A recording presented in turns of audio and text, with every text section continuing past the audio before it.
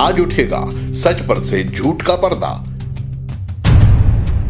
जिस सच को इतिहासकारों ने छुपाया, जिस सच को साहित्यकारों ने दबाया, जिस झूठ को हमारे पाठ्यक्रम में बचपन से पढ़ाया गया, आइए जानते हैं वो हिंदुओं का गुरु, मुसलमानों का पीर कहलाने वाला अल्लाह कबीर परमेश्वर कैसे कलयुग में इस धरा पर आया। नमस्कार। जी हाँ दोस्तों, आज हम बात कर रहे हैं उन्हीं कबीर साहिब जी की जो आज से 623 वर्ष पहले 120 वर्ष काशी में रहकर मगहर से सशरीर अपने मूल स्थान सतलोक को चले गए थे। दोस्तों, कबीर साहिब जी के इस धरा पर आगमन के विषय में हमारे समाज में कई तरह की भ्रांतियां हैं।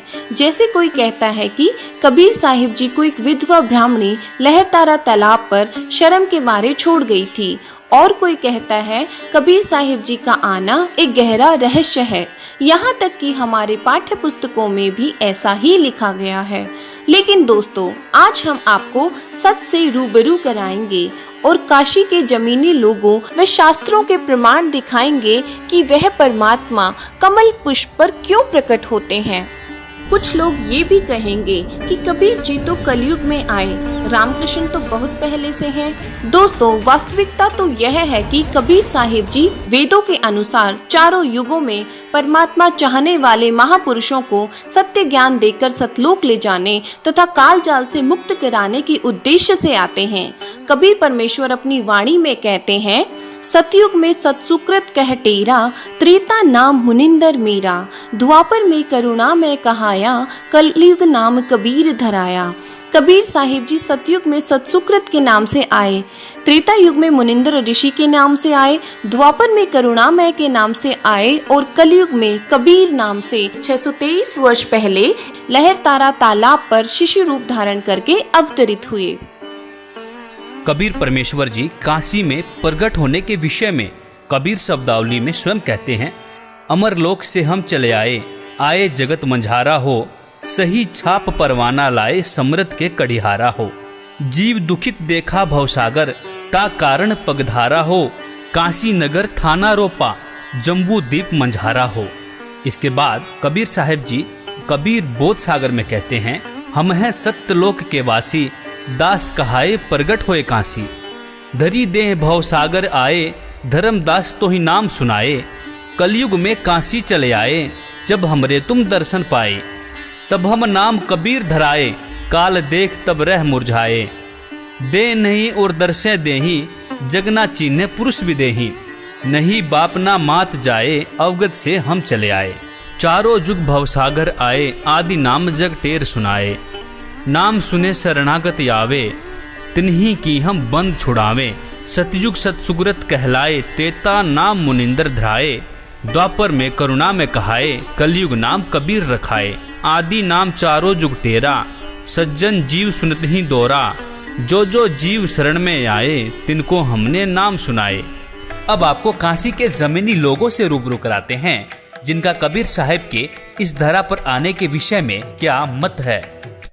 जो बच्चों का पाठ्यक्रम है उसमें जो कबीर जी का जीवन परिचय आता है, उसमें लिखा हुआ है कि कबीर जी का जन्म विधवा ब्राह्मणी से हुआ है। इस बात में कितनी सच्चाई है? आपसे पहले ही कह चुके हैं, कुछ लोग लिख देते हैं किंवदंती है कि विधवा ब्राह्मणी के घर में, लेकिन किसी ने तो देखा नहीं था। यहाँ तो इतिहास तो सब लिख दिए है, लेकिन हम लोग मानने के लिए इसको तैयार नहीं है। कबीर साहब का प्राकट्य स्थल है और यहीं पर सर हमारी किताबों में कबीर साहब जी का जीवन परिचय आता है, जिसमें लिखा हुआ है कि कबीर जी का जन्म जो विधवा ब्राह्मणी के गर्भ से हुआ है। इस बारे में आप क्या कहेंगे? ये तो सरासर ये ब्राह्मणों के अपने तरह से बनाया, क्योंकि विधवा ब्राह्मणी क्या होते तो उसकी खानदान सारी चीज पता होता है और वो क्यों छोड़ के जाते, उसकी सारी कुल का पता होता और तब वो नीरू निभा को नहीं मिलते हैं। और क्योंकि ऐसा मान्यता है, कबीर जी को प्रगट स्थल प्रगट है ऐसा मान्यता है। और उनकी लास्ट में भी वही स्थिति है कि कमल के फूल में मिले और लास्ट में भी कमल हो गया, जो उनकी डेड बॉडी नहीं मिला जब। अब आपको दिखाते हैं वेदों के अनुसार कबीर परमेश्वर जी इस धरा पर कैसे और किस उद्देश्य से प्रकट होते हैं। अब देखते हैं ऋग्वेद मंडल नंबर 9 सूक्त नंबर 96 का मंत्र नंबर 17।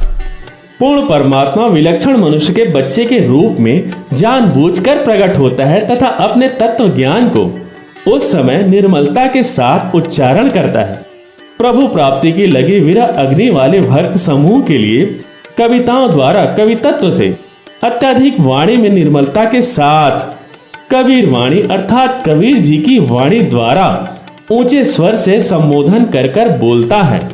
वह अमर पुरुष अर्थात सत्य पुरुष ही अर्थात ऋषि रूप में स्वयं कबीर देव ही होता है, परंतु उस परमात्मा को ना पहचान कर लोग उसे कवि कहने लग जाते हैं, परंतु वह पूर्ण परमात्मा ही होता है क्योंकि उसका वास्तविक नाम कबीर देव है।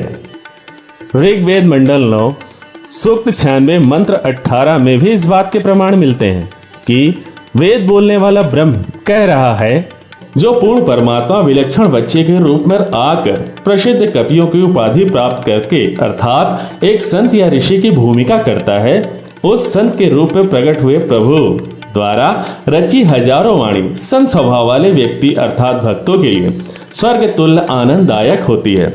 वह अमर पुरुष अर्थात सत्य पुरुष तीसरे मुक्ति धाम अर्थात सत्य लोक की सुदृढ़ पृथ्वी को स्थापित करने के पश्चात मानव सदृश संत रूप में होता हुआ गुम्बद अर्थात गुम्बज के ऊंचे टीले रूपी सिंहासन पर विराजमान उज्जवल स्थूल आकार में अर्थात मानव सदृश तेजो में शरीर में विराजमान है। भावार्थ मंत्र नंबर 17 और 18 में कहा गया है कि कबीर देव शिशु रूप धारण कर लेता है, लीला करता हुआ बड़ा होता है।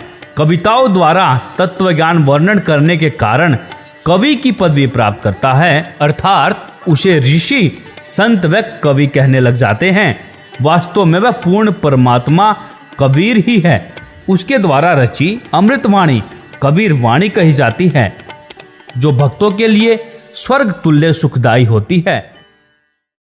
दोस्तों, कबीर साहिब जी के प्रकट होने का प्रमाण हमने वेद व कबीर सागर में देखा और काशी के लोगों से बात करके निष्कर्ष निकला कि कबीर परमेश्वर जीवों के उद्धार के लिए हर युग में एक बार शिशु रूप धारण करके और अपना ज्ञान दोहों व कविताओं से देने के कारण ही कवि कहलाते हैं। लेकिन कबीर परमेश्वर कभी भी माँ के पेट से जन्म नहीं लेते और वे सह शरीर प्रकट होते हैं और सह शरीर ही अपने धाम सतलोक चले जाते हैं।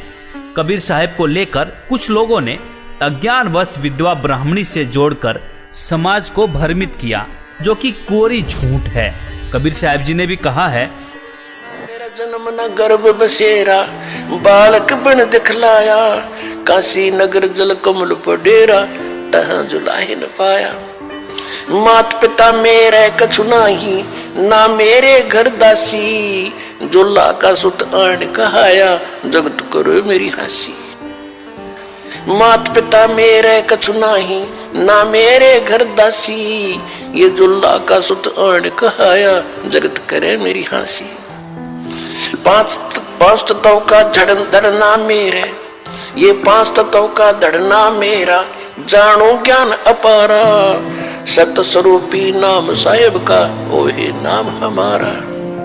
अदर दीप सतलोक में, अदर दीप भवन गगन गुफा में, तान्य वस्तु सारा, तेरा ज्योत स्वरूपी अलख निरंजन वो दरता ध्यान हमारा।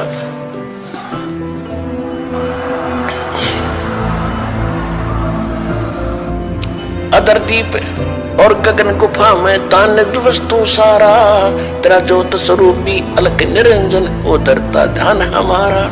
हाड चाम लहू ना मेरे, हाड चाम लहू ना मेरे, कोई जाने सतनाम उपासी, तारण तरण अभय दाता मैं हूँ कबीर अविनाशी। हाड चाम लहू ना मेरे, कोई जाने सतनाम उपासी, तारण तरण अभय दाता मैं हूँ कबीर अविनाशी। वीडियो को लाइक, शेयर और सब्सक्राइब जरूर करें। धन्यवाद।